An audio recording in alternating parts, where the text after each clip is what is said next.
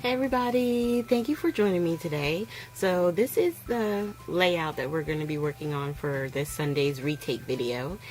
And I like the simplicity of it and that it was one photo. So this is just a reminder of the technique that we're going to be doing today.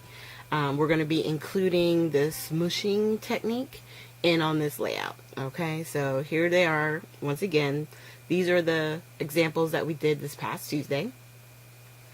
And we're going to be using the two of the same colors. One is an oxide ink and one is the regular distress ink, but it's in the worn lipstick. And we're going to start off with the oxide ink. And the reason why we're starting off really with the oxides is because once it's heated or dried, the oxide, you're able to add layers to it. It'll still do things like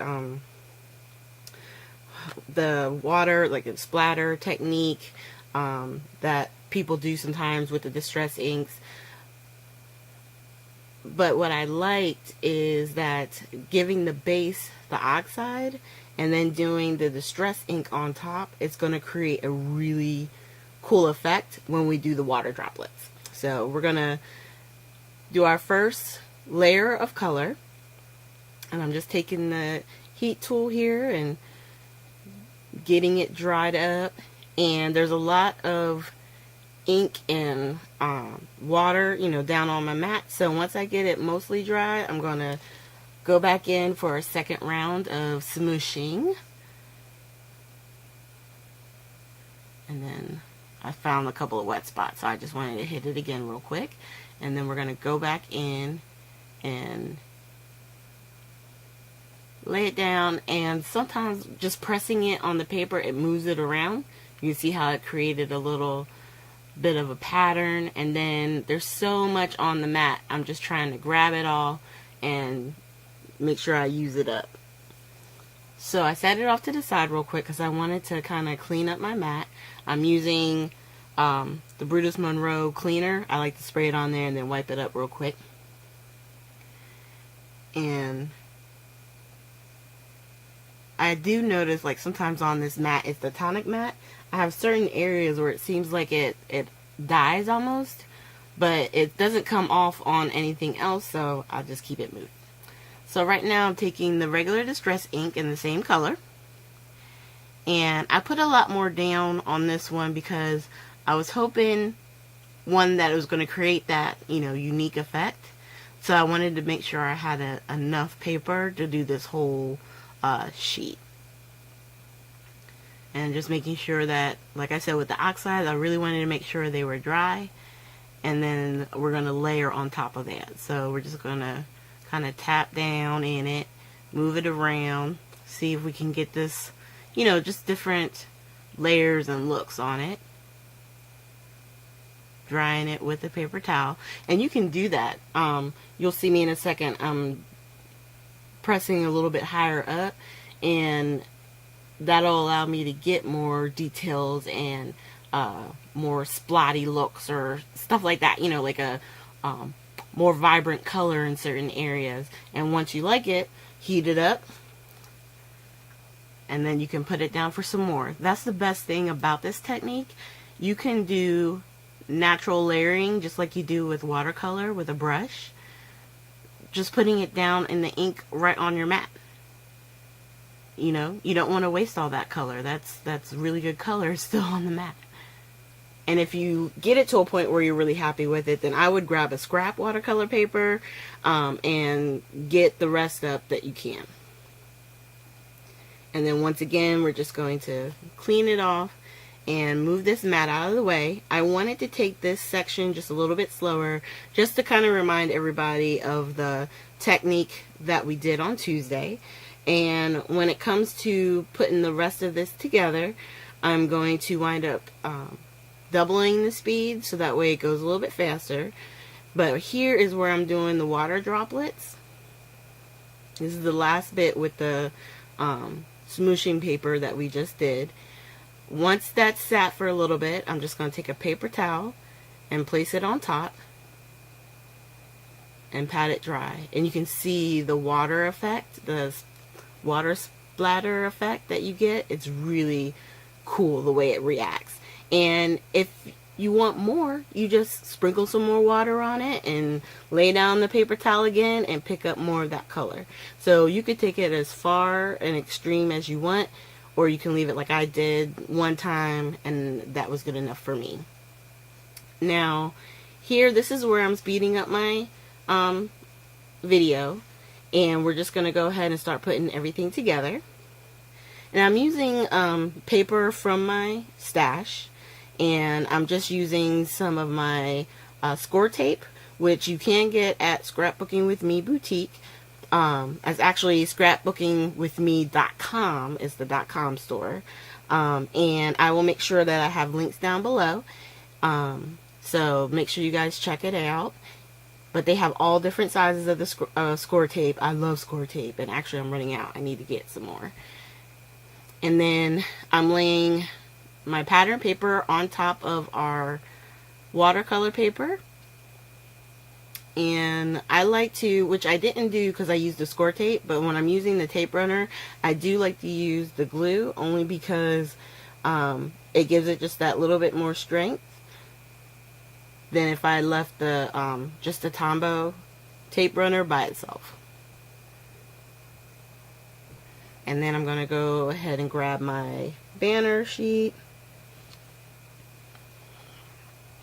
and lay it down, also using the glue, because even though you're not trying to, you are building layers. Even though I'm not doing any like foam tape or anything like that, but just layering the paper, because the watercolor paper is thicker than your regular cardstock, and then you got a cardstock on top of that, then the banner.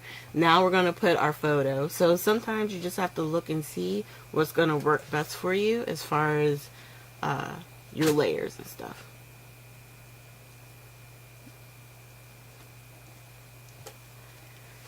Alright, so once we get that down, and you can see I used the tape and the glue again. And then with the photo, I always like to use a cloth or something whenever I'm pressing it down, because I don't want to put fingerprints all over it. And then now we're going to take the chipboard elements. Oh no, not the chipboard. I'm sorry. I did take a die cut that I had, and I ran it through twice with the pattern paper, and that created the scallop pieces. And I'm just gluing them as much as I can and putting them on each of the corners to match the layout that we have set up. And I'm sorry about my camera, the way it's set up. When I take it off manual and auto, it looks funky to me, so I put it on auto. But what happens is, because my camera doesn't like white, it goes all wonky and it makes it look almost like a cream color. It's really weird, but just bear with me. Okay, because there's, you know, it's doing weird things because of the foil, and then, you know, with the base color of the paper itself. So once I did the bottom right corner, I'm going to go ahead and do the top one. And on the top one, I'm just going to change the angle a little bit, so that way it's just a little bit shorter, not as thick as the other one.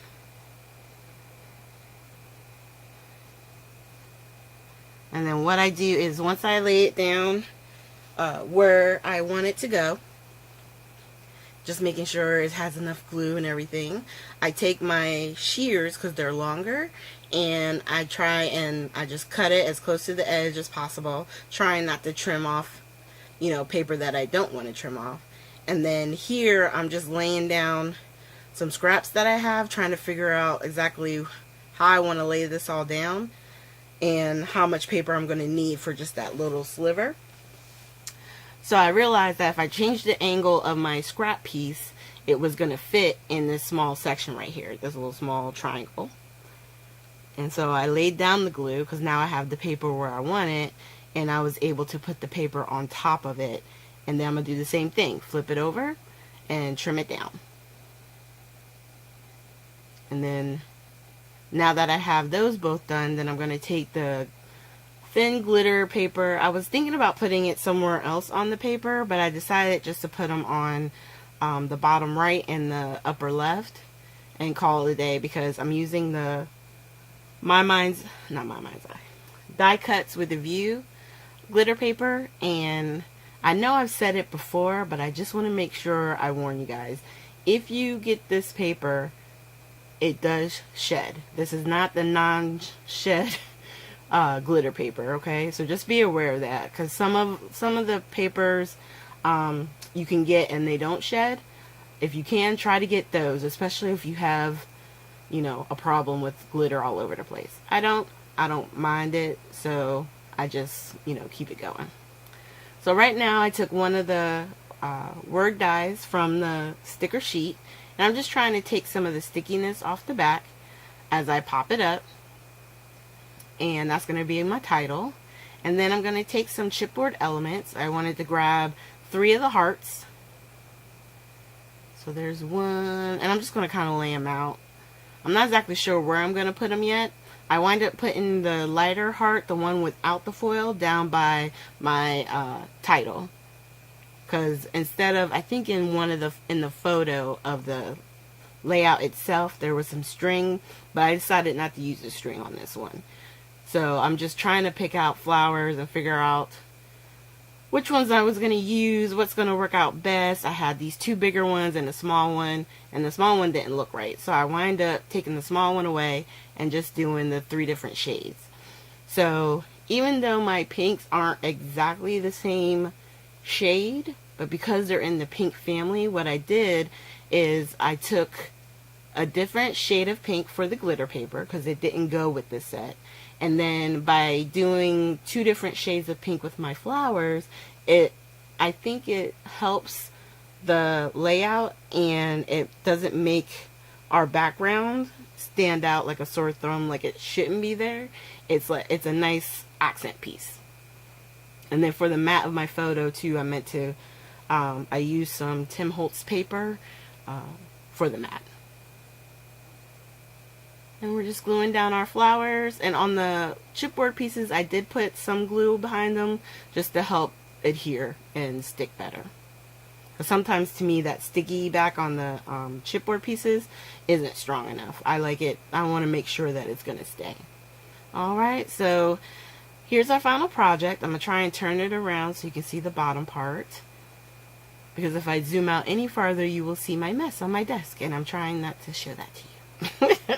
Alright, so you guys, just make sure, if you want to, I will try it actually and link to scrapbookwithme.com.